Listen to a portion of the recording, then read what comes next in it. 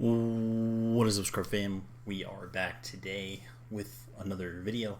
This one is going to be a deck profile again from the stream which we had last night, and I've been streaming the past couple nights.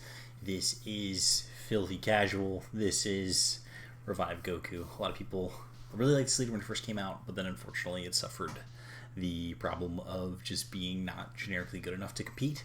Whereas now, with some introductions of Dropbox 5 cards and some additional tools that came out, I really think that this deck has a chance to be, a solid like tier 2/tier 3 strategy. So if you're looking to play something at your locals, it's like kind of fun, kind of different, allows you to play like a defensive game, but a deck that wants to invest or, try and ramp on its turns or try and get to that mid to late game and start playing some really cool cards, then I think this is a deck that you should probably try out. Really fun deck to play on Octagon if you're just trying to, learn how valuable Revive is as a skill. Also, if you're trying to evaluate whether or not you need to pick up certain cards from Dropbox 5, this deck kind of highlights that and just helps you figure out which cards you're going to want to purchase, which cards you're going to want to pass on, etc. But in general, I've really enjoyed the deck. I've made a lot of tweaks to it over the past couple nights just working on it, and so we can go ahead and get straight into the deck list itself. So first off, we're playing blue-green, obviously. So the biggest thing you start with is you're playing 4-bean, 4-Weast Coercion for Negate. The reason why I'm playing Weast Coercion is since you're playing green as your secondary color, energy efficiency isn't something that green does really well. So playing Weast Coercion just allows you to use multiple negates in a single turn, helps you extend your defense. Same thing with Sensu-Bean. So as we're playing 4 of each of those, we're playing 2 Ultra Instinct Son Goku, the Unstoppable, 2 Hit Deadly Vanguard from Dropbox 5. Ultra Instinct Son Goku is basically a catch-all for things you're worried about playing against. 2 of, because once you get to turn 4, you by then should have seen at least 1 copy of the card. Hit Deadly Vanguard, just great card overall. When it comes down, you get to essentially counter the first card and then bounce a second card. So just huge tempo swing there. 3 Abuni After Image Slash. Card is probably one of the most snapped in half cards coming out of Dropbox 5. Very powerful card. Deflect, when it comes down, you create 3 15k after image tokens, and then you have an activate main. Look at the top card of your opponent's deck. If it's a battle card, then you'll switch one of your blue energy to active mode at the end of the turn. And then, of course, it also has this permanent, whereas as long as you control an after image token, it can't be KO'd. So, very powerful card, because when it comes down, you're getting a 20k, 3 15k, so that's 65k worth of power coming down for just 1 card and 4 energy. So a very strong card when you're looking to close out games.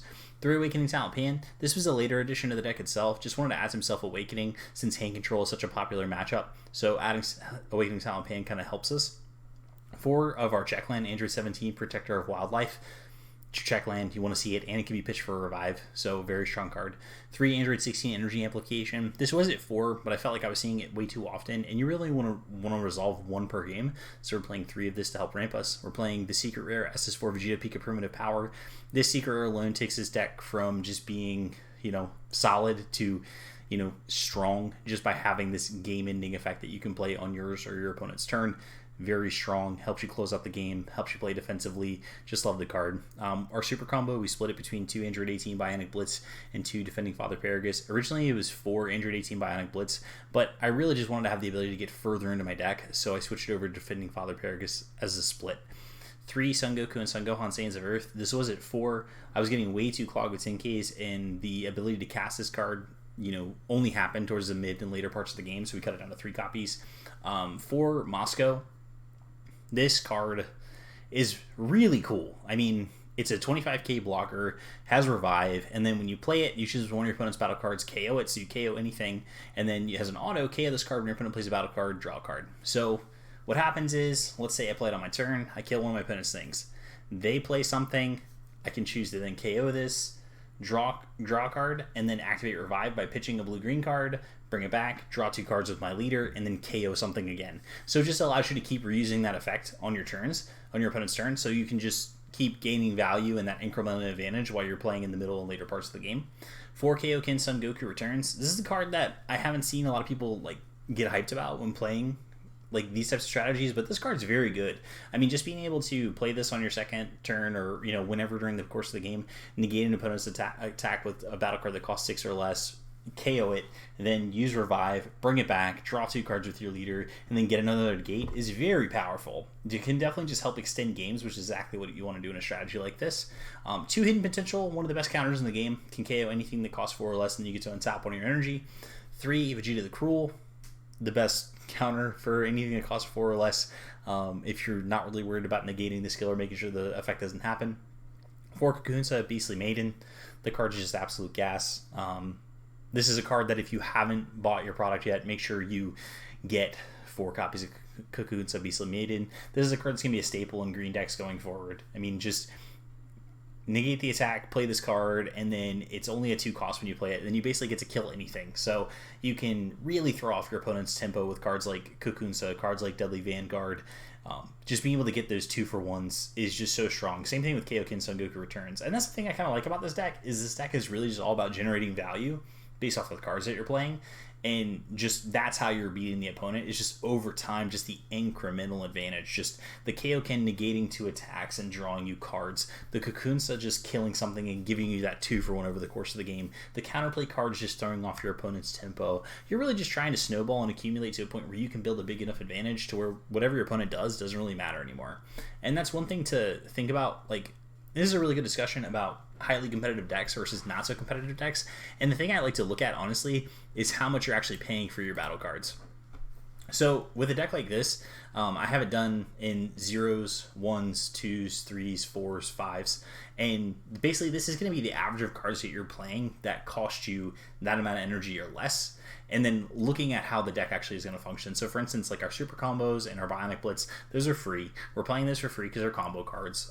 Sensubin, Least Coercion, Waking Talisman, those are 1s. So we have 11 1s, 4 0s.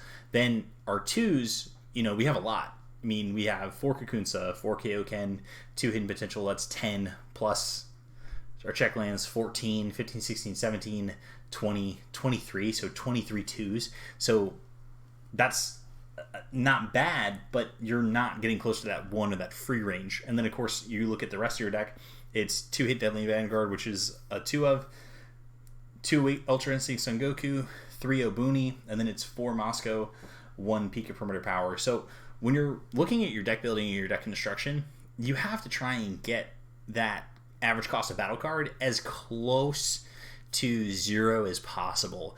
You know, I wrote an article on the Patreon about why Green Yellow Jiren was so good, and that's because the average cost of the deck was, you know, almost below 1 when you look at the average cost of the deck.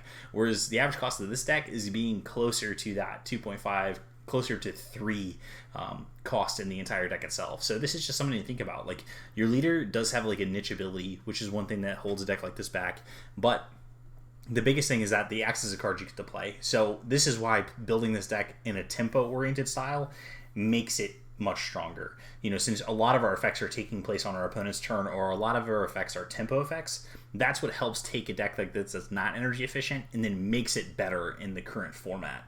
So just something to keep in mind as you move forward, you know, how you're building your decks and how you're taking these strategies and making them more competitive. The more you can take your effects and make them instant speed, when I say instant speed, make them take place on your opponent's turn, the more you can make up for that lack of energy efficiency, and that's honestly what this deck has done. So for instance, like the threats that we're actually playing on our turn, you know, on our actual turn, is playing the Kaio-Ken Son Goku Returns. We're playing the Android 16s on our turn.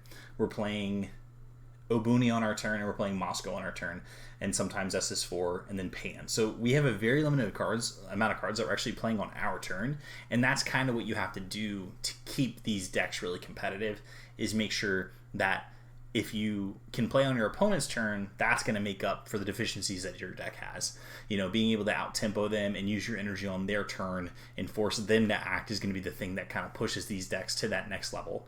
And so this is, you know, my build of the deck itself. Like I said, I've been having a ton of fun with the deck. I think it's, like I said, I don't think it's like tier 1. I think it's like tier 2 for sure, just because it's like you play so many good cards. But honestly, you could try changing this shell to Piccolo. You could try changing it to Android 21. There's a lot of things you can do with this shell and just really see how powerful blue-green is, and just honestly just try out the revive mechanics.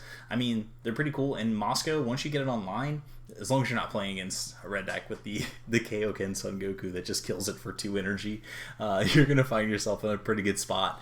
But in general, this is the deck itself. I hope you enjoyed this edition of this new series, Filthy Casual, and I look forward to getting more videos like this out here soon. And then, of course, we're going to be going over more deck profiles from the stream that we had with Yellow Jiren Doggos coming up next. That deck is actually very strong. So anyways, thank you guys so much for subscribing, watching the video. If you get a chance, check out the Patreon.